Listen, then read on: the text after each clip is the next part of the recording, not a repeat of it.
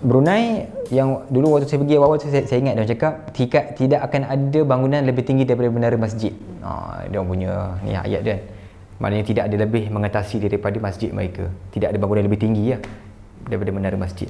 Contoh Bandar Seri Begawan kan, saya pergi 4 kali juga Brunei. Negara yang menarik untuk diterokai juga dan dekat juga dengan negara kita. Hatta kalau kita nak pergi Brunei, kita boleh pergi ke Limbang ataupun kita boleh pergi ke Miri ataupun kita boleh naik feri pergi ke Labuan. Ini yang saya dah buat lah. Saya pergi Labuan naik feri, kemudian patah balik Brunei. So Brunei kita faham dengan negara Sultan dia adalah yang paling power lah. Saya suka budaya mereka lah. Dari sudut Islam diorang tu, mungkin penduduk diorang tak ramai. So diorang, kesatuan diorang nampak dekat situ kan. Saya antara budaya yang saya suka lah bila saya pergi Brunei ni adalah dari sudut menghormati orang lah. Contoh saya boleh katakan kalau kita nak lintas jalan, saya boleh katakan kalau ada kereta yang nampak kita nak lintas jalan, diorang akan berhenti. Saya boleh katakan macam tu.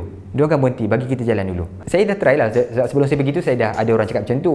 So saya nak try lah. Kita nak acah-acah nak lintas jalan je ni. Tiba nampak kereta jauh lagi tu. Dia dah berhenti dah. Dan itulah antara budaya yang saya rasa sangat bagus untuk kita amalkan. Memang saya balik pun saya buat benda tu jugalah.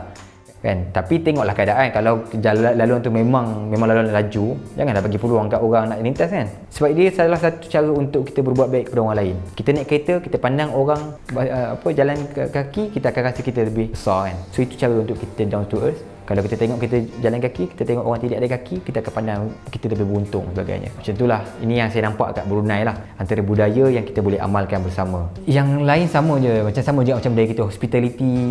Diorang pun sangat meraihkan tetamu daripada Malaysia. Walaupun diorang punya duit tu, ialah duit diorang lagi tinggi daripada kita. $1 sebab dengan RM3. Kita boleh katakan diorang ni kaya. Kereta dekat rumah confirm akan ada 2. Ini antara orang Brunei cakap lah. Kalau kami memang kat rumah memang paling tak akan ada 2 kereta lah. Diorang pun tanah pun diorang ada.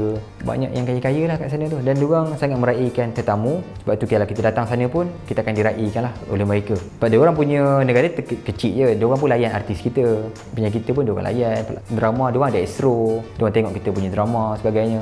Itulah keadaan orang Brunei lah. Bagi Brunei sangat menghormati diorang punya raja, sultan. Diorang selesa dengan kehidupan mereka lah. Sebab welfare yang kita katakan memang diberikan. Sebab kita katakan dia punya negara kecil, kita tak boleh nak compare dengan Malaysia. Malaysia besar. Negara Brunei kecil dan diorang ada sos minyak yang mampu untuk menampung negara mereka tu untuk beri kepada pelajaran percuma. Macam kawan saya sampai PhD percuma je belajar orang Brunei. Siap ada allowance untuk diberikan kepada student. Saya pernah jual besar buku. Pembaca buku saya pun ada orang-orang Brunei. Dekat DBP diorang pun ada saya punya buku. Library diorang ada buku. Saya pernah ada pembaca saya yang bila jumpa kita, terus je lah macam kami tak ada buku. Kami macam penulis diorang susah nak ada buku sendiri lah. Diorang tak ada buku keluaran diorang. So diorang akan beli Malaysia punya buku, penulis Malaysia. Diorang akan support kita.